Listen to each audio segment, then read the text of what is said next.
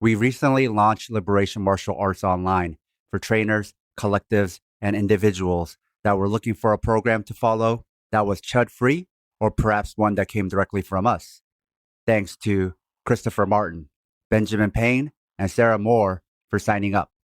If you would like to sign up for Liberation Martial Arts Online, or you just want to increase your financial support for the Southpaw Project, you can find special tiers on our Patreon. If you'd like to listen to all of our shows without any breaks or interruptions, you can find uncut versions of our shows also on Patreon. This is Sam. And this is Southpaw.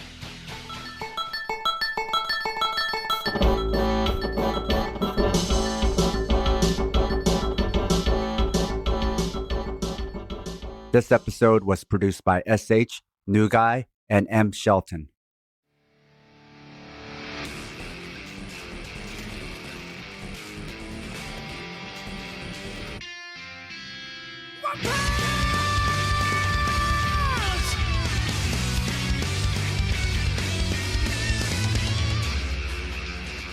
If you've never watched OnePunch Man, that's okay. I made this episode accessible for anyone because it's really about the ideas. On the surface, OnePunch Man appears to be a slapstick riff on the superhero genre. In fact, you could say it's trolling the superhero genre. But to think it's nothing beyond that is the ultimate troll, because what they're making fun of isn't the superhero genre. It's us, the general public, and the folks these content creators have to deal with online. Though the animation is fictional, for better or worse, the human psychology in OnePunch Man is all too real. Even if you've never seen or heard of the OnePunch Man phenomena, you can still take away some valuable insight. For OnePunch Man is really a thought experiment, with the superhero being a familiar vehicle to magnify our psychological foibles. Even when confronted with undeniable truth, who's to say we don't deny it? What if you were the world's most powerful person? So powerful that you could defeat any foe with one punch. But you didn't look all that tough. Would people believe you? Typically, in the genre, the superpowered protagonist is immediately respected and admired. Once that became stale, the genre has played around with the twist of, what if the public is fearful? However, the assumption remains the same, that this is a superpowered being, and our opinions about this power are what is now fickle. Do we like this power? Do we not? But the underlying premise is still, people are reasonable actors who accept facts, but may have different concerns over those facts. But that's a bold assumption. Why would people in movies and TV shows accept facts when their counterparts in real life do not? The creator of OnePunch Man, who uses the anonymous pseudonym One, makes no such assumption. He posits that people might not believe a superhero to be powerful at all. We're just as fickle about facts as we are about vegetables. Using an anonymous alias, the creator is familiar with trolls and people's ability to gaslight their reality.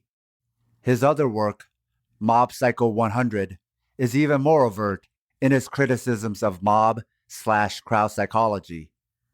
If facts work, why don't we use stats and graphs with our children? Which makes you wonder if most other science fiction creators are no different than the crowd, in denial of the facts of the world. It doesn't matter how far science has come. Superstition and belief in magic will remain. We'll someday get to Mars, and half the planet will still think the world is 5,000 years old. No matter what OnePunch Man, aka Saitama, does, no one believes he's all that powerful. And any story saying otherwise is considered fake news. When he lifts a bus, Photoshop. When he leaps over a building, special effects.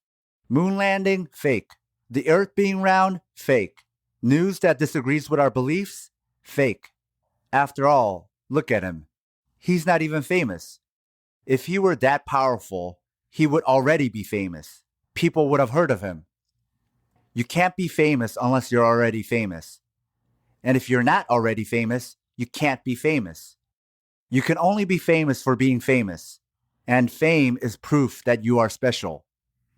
Famous people are like cartoons. And Saitama seems too normal, which makes him fake. And fake people, unlike cartoons, are not real. Are you keeping up? Let me give you a better example. We turned Kim Kardashian into Jessica Rabbit. And since she's Jessica Rabbit, she must be real. You have to be a caricature of a person to be considered a real person. And if it's too mundane, it's fake. Reality is larger than life. So normal life, then, is not reality. You have to put on a performance just to be real.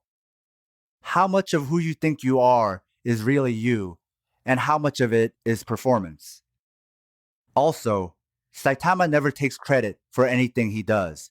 He does it nonchalantly and moves on. But in the online and social media app culture, if there's no Instagram selfie with caption and hashtags, it didn't happen. Humble brag and inauthentic is the new authentic. What about bad guys who pretend to be heroes? Since they're famous and they say they are heroes and take immediate credit, they become heroes. If you don't say anything and let your actions speak for themselves, you're a fraud. Truth is whoever yells first and loudest. Literally. One guy, Tank Top Tiger, just started yelling really loudly, making up lies that Saitama was a villain. But since he was so loud, and since he pointed his index finger at Saitama, and because his brother, Tank Top Black Hole, joined in, people believed them. Hey, those guys are really loud, so they must be extra honest and know stuff. Look, he's pointing his finger at him. That means something. That means he's telling the truth. But then, even when Saitama does something undeniably epic and heroic, it only takes one troll to turn Saitama into a jerk. Hey, that guy Saitama's not that tough. He's a liar and a cheater. Hey, he said he's a cheater and a liar. Did you hear that? He said he's not that tough. And since rumors are kind of like insider knowledge, it's something the public's ego would rather believe than the obvious truth. That Saitama just destroyed a giant monster with one punch and saved everyone's lives. But you can't trust that. You could only trust rumors. That's where the truth is. Don't believe your eyes. Believe that shady guy instead.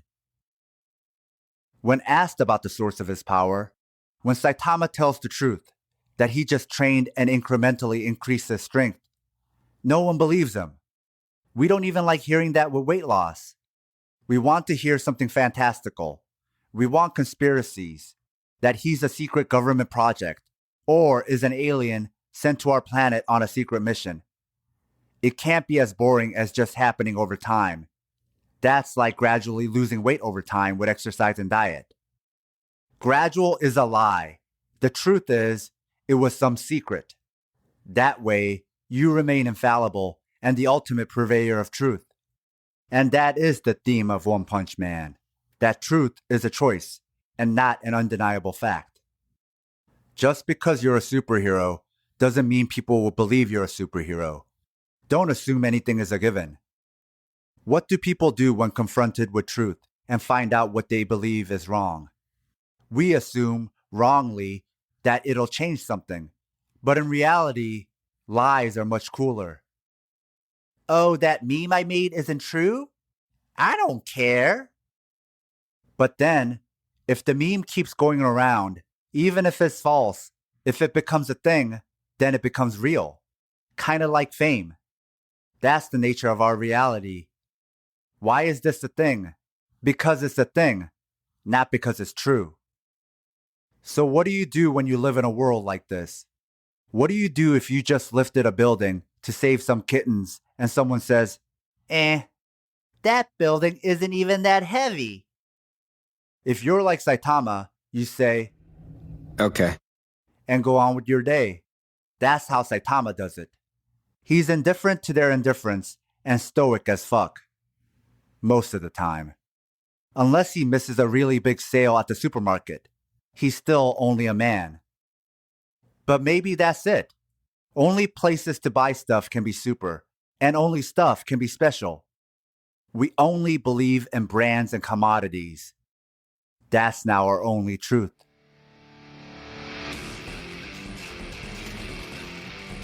If you like what you heard, please support us on Patreon.